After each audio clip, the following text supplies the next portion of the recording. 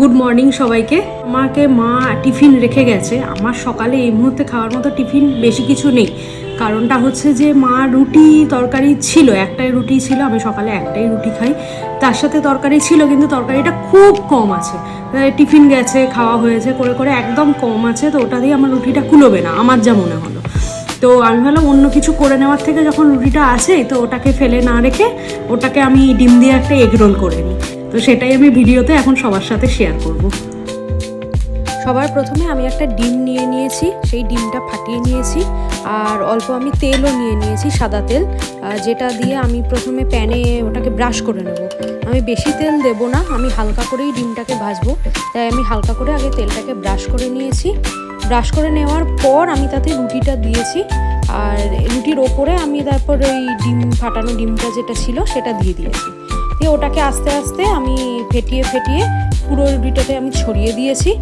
ওটা এখন একটু ভাজা ভাজা হোক, আমি ভাজা ভাজা যতক্ষণ হচ্ছে ওটা ততক্ষণ আমি একটুখানি ভেতরে পেঁয়াজ এবং শসা এবং একটা লঙ্কা দেবো ঠিক করেছিলাম, তো সেগুলো দিয়ে নিচ্ছি। সেগুলো আমি ছোটো ছোটো করে কুচিয়ে নিচ্ছি, দিয়ে আমি এগুলোকে রুটির মধ্যে পুরে নেব। যারা চিলি ফ্লেক্স ভালোবাসে তারা দিতে পারে, আমি যেমন চিলি ফ্লেক্স খেতে বেশ ভালোবাসি, একটু ঝাল ঝাল খেতে হয়, তাই আমি দিয়ে দিয়েছি। দিয়ে নিয়ে আমি এটাকে এবার উল্টে পাল্টে ভেজে নিয়েছি। দেখাই যাচ্ছে যে ডিম দেওয়া রুটিটা বেশ ভালোই সুন্দর পরোটার মতো ভাজা হয়ে গেছে। এবার আমি যে কারণে ওই স্যালাডটা কেটে রেখেছিলাম সেটা আমি ভেতরে দিয়ে দিচ্ছি আস্তে আস্তে। শুধু স্যালাড নয়, আমি এর সাথে একটুখানি টমেটো সসও দেবো।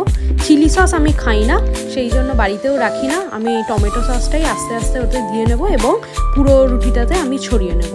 ছড়িয়ে দেওয়ার পর আমি এটাকে মুড়ে নেব, দিয়ে খেয়ে দেখবো কীরকম হয়েছে।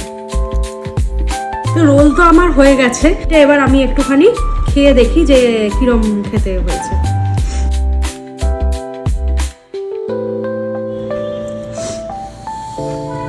এটা এতটাই ভালো হয়েছে যে এটা দোকানের রোল, মানে নর্মাল দোকানের যেমন রোল হয় অনেকটা সেই রকমই হয়েছে।